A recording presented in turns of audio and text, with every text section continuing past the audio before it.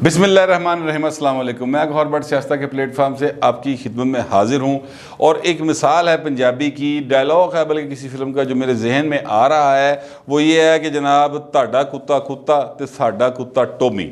अब ये मिसाल जो है वो मेरे जहन में कैसे आई है पता नहीं है, फिट बैठती कि नहीं बैठती, पर मिसाल बड़ी ज़ोर दी थी मैं इसके सुनाती। वाक़या ये है, ख़बर ये है कि जनाब एक शहरी ने दरख्वास्त दी पाकिस्तान इंफॉर्मेशन कमीशन को। और असल में इलेक्शन कमीशन का रोला चल रहा है तो मेरे मुंह से वो निकल गया, but anyways Pakistan information commission को एक दरख्वास्त दी कि जनाब इमरान खान साहब वज़ीर आज़म पाकिस्तान को जो दूसरे ममालिक से तहाइफ मिले हैं, जब ये जाते हैं या वहाँ से कोई आते हैं लोग, तो वो इनको जो तहाइफ देते हैं उसकी तफसील फराहम कर दीजिए। ये बात जो है ये उड़ती उड़ाती पहुँच गई फौरी तौर पे इमरान खान के हवारियों में। तो उन्होंने कहा ना जी ना, कैसे सूरत नहीं हो सकता कि ये इन्फॉर्मेशन आम आदमी तक पहुँच जाए, क्योंकि खान साहब हर शय प्राइवेट है, हर शय जी निजी है। बाकी सारे सियासी मुखालफन की हर चीज़ जो है वो बाकायदा तौर पर पब्लिक कर दो।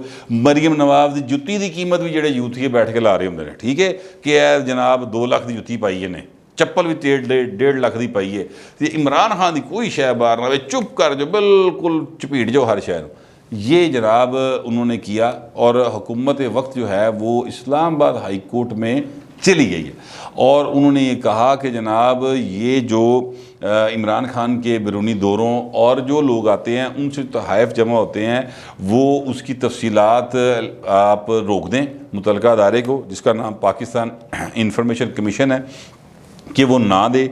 क्यों ना दे, अब इसकी वजह सुन लें। वजह ये है कैबिनेट डिवीजन का मौक़िफ़ है इसमें। वो कह रहे हैं कि तहाइफ की तफसील के जरा से मीडिया हाइप और गैर ज़रूरी खबरें फैलेंगी, मुख्तलिफ ममालिक के साथ ताल्लुकात मुतासर और मुल्की वकार मजरू होगा। लो जी, मैंने हुण यह दसो कि ताल्लुकात मुतासर किवें हो सकते हैं और मुल्की वकार किवें मजरू हो सकता है। मुझे ये बात समझ नहीं आ रही, खान साहब ने उतो केड़ा तोहफा लेता होएगा। मसलन मैं अब तक जो तोहफे आए हैं वो ज़रा सोच लें। मैं जो मेरे पास इंफॉर्मेशन है, मोहम्मद बिन सलमान साहब आए थे, उनके जहाज़ के अंदर जो शाह होते हैं ना, इनके जहाज़ बड़े शाहाना किस्म के होते हैं, हर ज़रूरत की हर शय पई होंदी विच। तो वो कहा जाता है कि जनाब उन्होंने ना अपना जॉगिंग का, ट्रेनिंग का कोई एक्सरसाइज की मशीनें थी, तो वो उन्होंने खान साहब को तोहफे में दी थी कि अल्लाह यार तेरियाँ हो गई। ये एक मुझे पता है। दूसरी जो बात है, महातिर मोहम्मद साहब आए थे, उन्होंने एक गाड़ी दी थी तोहफे में खान साहब को। फिर सऊदी शाह एक आए थे, उन्होंने कहा जी सोने की क्लाशनकोफ कहा जाता है, हालांकि वो गोल्ड प्लेटेड क्लाशनकोफ थी जो खान साहब को दी गई थी, वो उन्होंने दी। ये तोहफे तो पब्लिक हो गए, खबरें आ गई थी। बाकी कौन से ऐसे तोहफे हैं जो खान साहब ने वसूल किए हैं और जिससे कौमी वकार जो है वो मजरू होगा। और फिर जिन लोगों ने ये तोहफे दिए हैं उनके साथ ताल्लुकात कैसे मुतासर हो सकते हैं। मतलब उनके सरबराहान ने तोहफे दिए हैं, आपने वसूल किए हैं, इसमें जो लुकाण वाली केड़ी गल है। हर शय नूं मतलब है कि लुका लो वाली पॉलिसी जी है क्यों है, ये मेरी समझ में नहीं आ रही।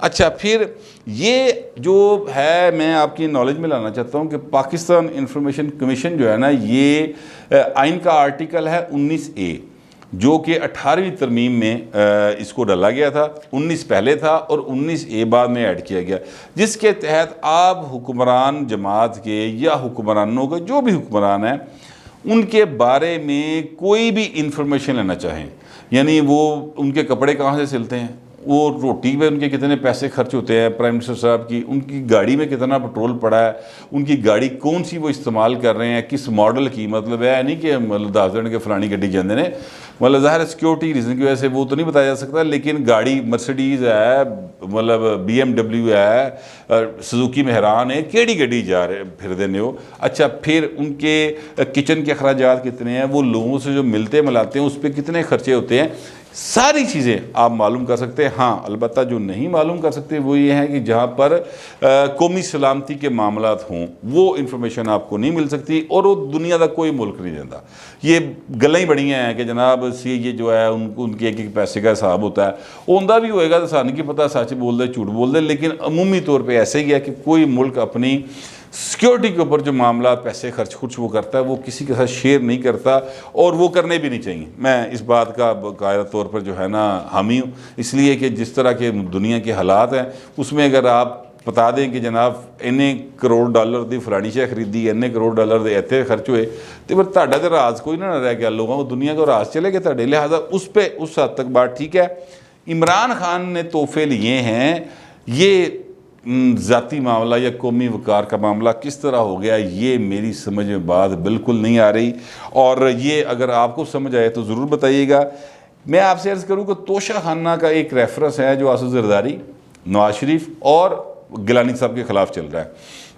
इस रेफरेंस में नवाज शरीफ साहब पेश नहीं हो सके क्योंकि वो पाकिस्तान से बाहर, उनके ज़ाहिर सेहत के मसाइल हैं, वो नहीं आ सके। तो उस पर इस्लामाबाद की जो एहतसाब अदालत है, उन्होंने ये ऑर्डर किया कि मियाँ साहब की जदाद बेच दो। लिहाजा शेखुपुरा के अंदर मियाँ साहब के पता नहीं कितने एकड़ थे, ठीक है, उनको नीलाम कर दिया गया। और वो मोहम्मद बूटा नाम का शायद कोई आदमी था जिसने उसको ख़रीदा, ठीक है, और वो नीलाम कर दी सज़ा के तौर पर कि मियाँ पेश नहीं होया। ये हालत है। आप सियासी मुखालफिन के साथ ये करते थे, अपनी वारी दसन तो भी ना सके हो यार, की लिता यार, केड़ी कोई ऐसी शै जी गैर अखलाकी होए या अखलाकी होए या जिन्नल कौमी वकार दे मुनाफी कोई शै लीती जे, ज़रा प्लीज़ सन दसो तो सही ना। ये क्या तरीक़ेकार हुआ कि जनाब आप उठ के दूसरों की बातें करें। मुझे याद है इमरान खान साहब जब वज़ीर आज़म बने तो नवाज शरीफ ने वज़ीर आज़म हाउस के अंदर 2 भैंसें रखी हुई थी, ठीक है, वो दूध के लिए। इन्होंने भैंसों की जो उनसी तस्वीरें और फुटेजेस इस तरह मार्केट की कि जनाब देखो 3 लाख दी मझा रखी हैं कि 4 लाख दी मझा रखी हैं, ठीक है। इन्होंने बताया कि नवाज शरीफ के दौर में इतने पैसे जो है वो टी के ऊपर खर्च होते थे, इतने पैसे खाने के ऊपर खर्च होते थे, स्पेशल खाना वहाँ से आता था। और बाद जो पता लगा ऑडिट होया तो पता लगा कि वो सारे पैसे मियाँ नवाज शरीफ जेब चौदा करता सी। मुँह ते वजी आ गए खबर। कहने का मतलब ये है कि आप भजन क्यों छुपा रहे हैं? आप तो चाहते थे ओपननेस, हर चीज़ ओपन हो, हर चीज़ लोगों को पता हो हुक्मरान क्या कर रहा है। अच्छा, एक रियासत मदीना का ही जिक्र करते हैं। हज़रत उमर रज़ी अल्लाह ताला अन्हु के दौर में एक साहब ने ये पूछा कि जनाब ए उमर, आपने जो चादर पहनी, ठीक है, इसमें तो आपको जो चादर मिली थी माले गनीमत में, उसमें तो आपके तन का ये कुर्ता, ये कपड़ा नहीं बन सकता था जो आपने पहना हुआ है, तो ये कैसे आपने ले ली, ज़रा इसका हिसाब दे। तो फिर हज़रत उमर के बेटे ने आकर बताया कि जनाब मेरे इसमें जो चादर आई थी वो मैंने अपने बाप को दी। तो ये होती भाई रियासत मदीना। ऐ रियासत मदीना नहीं होंगी कि अपनी वारी आए तो कहो नहीं जी नहीं ये कौमी वकार का मामला है। कौमी वकार का मामला कहाँ से आ गया ये? या जनाब ताल्लुकात मुतासर, किस तरह ताल्लुकात? चीन के कोलों कोई शैल थी, ताल्लुकात मुतासर होंगे। हाँ, अगर आपने कोई गैर अखलाकी चीज़ ली हुई है, मुझे नहीं पता वैसे, लेकिन इससे तो मुझे लगता है कोई ऐसी ली हुई है, तो फिर आपके ज़रूर ताल्लुकात मुतासर हो सकते हैं, इसमें ज़रूर ऐसी बात होगी, या कौमी वकार ज़रूर मजरू हो सकता है। लेकिन यार इस तरह से तो नहीं पाए ना। अब मैं ये जो बातें सारी आपके सामने रख रहा हूँ, ये वो सारी चीज़ें हैं जो खान साहब पहले कहते रहे हैं, दूसरों से डिमांड करते रहे हैं, लोगों की जदादा वकवाई हैं। मैंने आपको मिसाल दी है, तोशा ये जो है तोशा खाना रेफरेंस में नवाज शरीफ की जो जदाद इन्होंने नीलाम करवाई है, उसकी मैंने आपको मिसाल दी है। कहने का मतलब ये है कि जब आप पर बारी आए तो उसले कौमी वकार आ जाए, जिसले दूजिया की वारी आए तो उसले कहो नहीं ये तो है ही चोर ने, ये तो है ही करप्ट ने। ये जो तरीक़ेकार है ना, ये इस हुकूमत का बड़ा पुराना है, PTI का बड़ा पुराना है, जिसकी वजह से कौमी वकार मजरू होता पाए। सच्ची जड़ी गल है कि आप दूसरों को जो मर्ज़ी कहते रहें, जब आपकी अपनी बारी है और कोई लीगली आपसे कोई चीज़ मांग ले तो उसके ऊपर आप चढ़ दौड़ते हैं। मैंने तो फिक्र है वो शहरी दी हूँ वो किसी के भी अंदर ही ना करा देना फड़ के उन्होंने, या वो तो गायब ही ना हो जाए, पता लगे नाम रूम हो गया।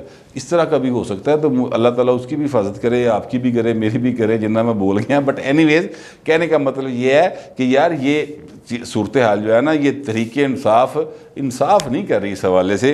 अच्छा जी, एक शहरी यार अफरीदी साहब है, वो अपनी तरफ का एक नवी करैक्टर है। वो गए हुए हैं आजकल न्यूयॉर्क, और वहाँ पर वो मेरा कश्मीर कमेटी के चेयरमैन है शायद, तो शायद उस लिए गए हुए हैं मेरे। और वहाँ पर जाकर या वो चेयरमैन है या वो स्टेट मिनिस्टर है, कश्मीर से कोई नाता नूता है उन्होंने। बहरहाल असल में इतने सारे इनके पास होते होते हैं, मुझे एग्जैक्ट याद नहीं रहता। लेकिन जो मैं बात कहना चाहता हूँ वो ये है कि वो वहाँ पर गए हुए हैं और उनकी एक वीडियो वायरल हुई हुई है। वो वीडियो मैं आपको दिखा इसलिए नहीं सकता कि कॉपीराइट का मसला आ जाता है, वो आप खुद देख लें, यूट्यूब पे भी पड़ी हुई है और ट्विटर के ऊपर भी आपको मिल जाएगी।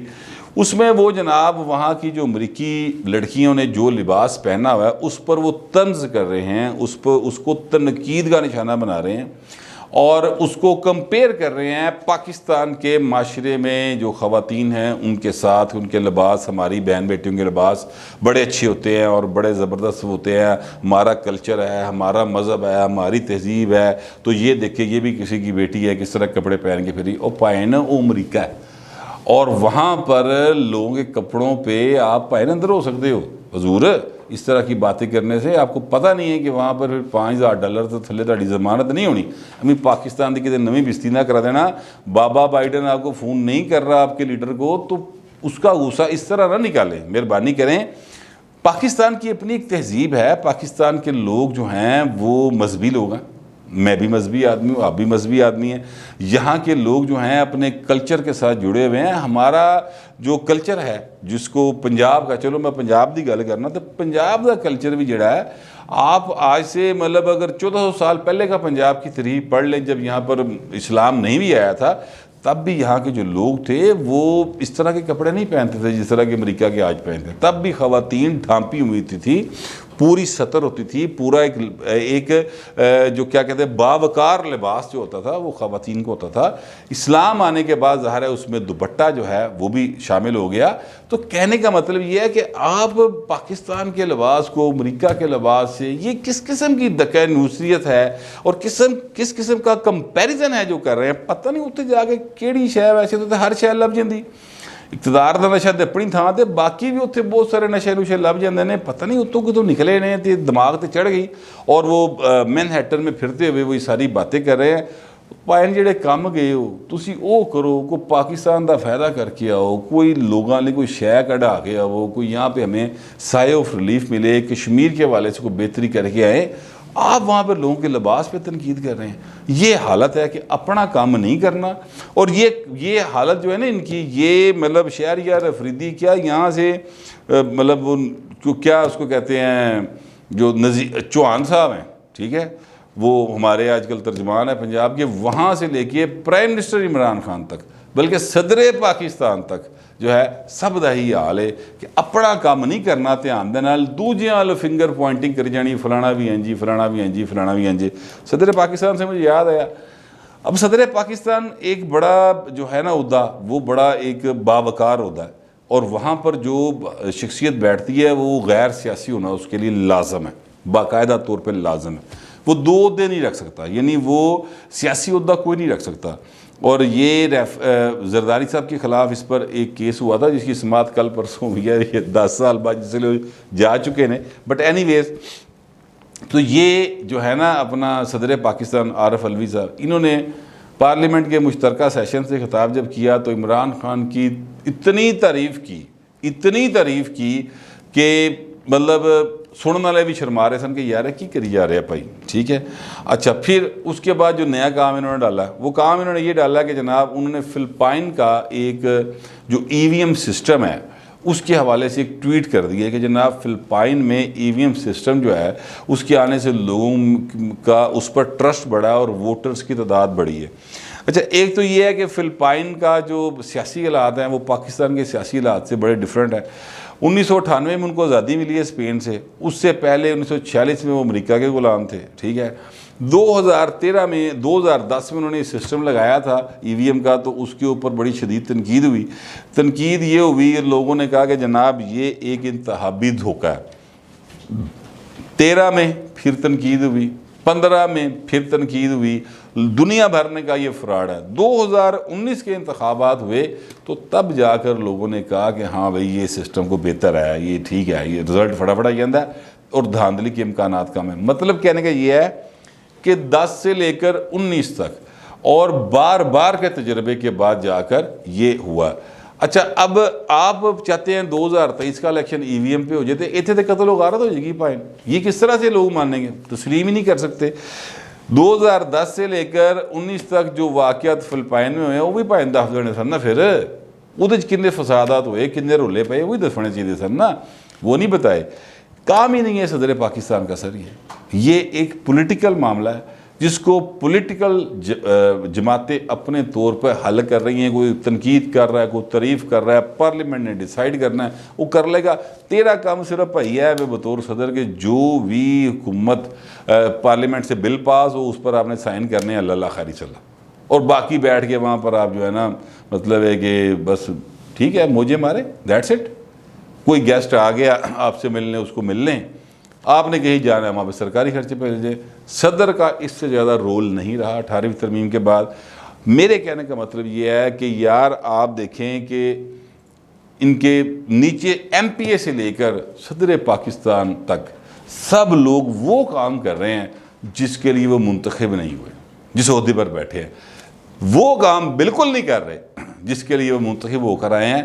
तो ये हालत बनाई हुई मुल्क की। और खान साहब के तोहफे जो मिले हैं पता नहीं केड़े नहीं जिन्होंने कौमी वकार मजरू होएगा, पता लाना चाहिए।